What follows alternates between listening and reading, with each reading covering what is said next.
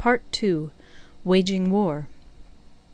Sun Tzu said, "In the operations of war, where there are in the field 1,000 swift chariots, as many heavy chariots, and 100,000 mail-clad soldiers with provisions enough to carry them 1,000 li, the expenditure at home and at the front, including entertainment of guests, small items such as glue and paint, and sums spent on chariots and armour, will reach the total of 1,000 ounces of silver per day.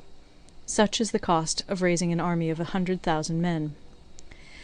When you engage in actual fighting, if victory is long in coming, then men's weapons will grow dull and their ardour will be damped. If you lay siege to a town, you will exhaust your strength. Again, if the campaign is protracted, the resources of the state will not be equal to the strain. Now, when your weapons are dulled, your ardour damped, your strength exhausted, and your treasure spent, other chieftains will spring up to take advantage of your extremity. Then no man, however wise, will be able to avert the consequences that must ensue.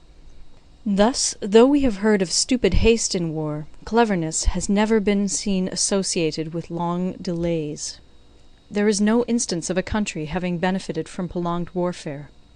It is only one who is thoroughly acquainted with the evils of war that can thoroughly understand the profitable way of carrying it on. The skilful soldier does not raise a second levy. Neither are his supply wagons loaded more than twice. Bring war material with you from home, but forage on the enemy. Thus the army will have food enough for its needs.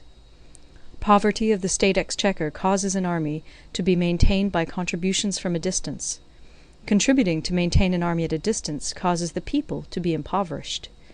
On the other hand, the proximity of an army causes prices to go up, and high prices cause the people's substance to be drained away. When their substance is drained away, the peasantry will be afflicted by heavy exactions.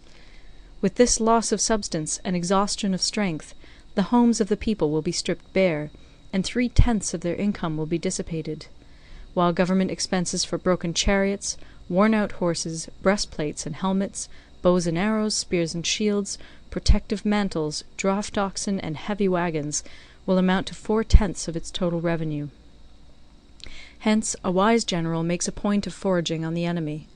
1 cartload of the enemy's provisions is equivalent to 20 of one's own, and likewise a single picul of his provender is equivalent to 20 from one's own store. Now in order to kill the enemy, our men must be roused to anger. That there may be advantage from defeating the enemy, they must have their rewards. Therefore in chariot fighting, when 10 or more chariots have been taken, those should be rewarded who took the first.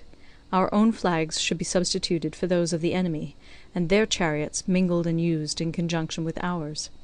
The captured soldiers should be kindly treated and kept. This is called using the conquered foe to augment one's own strength. In war, then, let your great object be victory, not lengthy campaigns. Thus it may be known that the leader of armies is the arbiter of the people's fate, the man on whom it depends whether the nation shall be in peace or in peril.